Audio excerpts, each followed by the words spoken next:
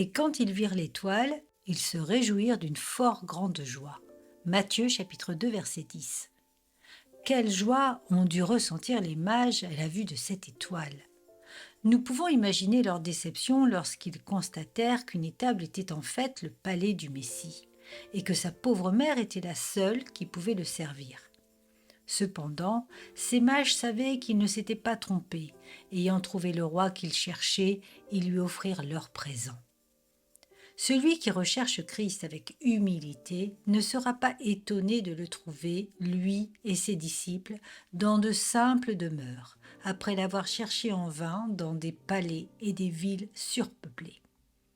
Une âme est-elle occupée à rechercher Christ ? Veut-elle l'adorer et lui dire « Hélas, je ne suis qu'une pauvre créature insensée, n'ayant rien à offrir ?»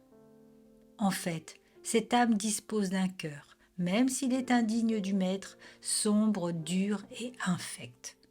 Elle doit le lui offrir tel qu'il est et être prête à ce que Christ l'utilise et en dispose comme il le désire.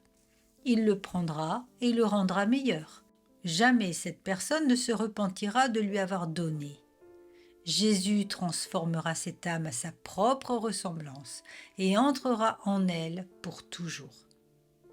Les dons que les mages présentèrent étaient constitués d'or, d'encens et de myrrhe. La Providence les envoya afin qu'ils puissent soulager de manière opportune Joseph et Marie, qui étaient si pauvres à ce moment.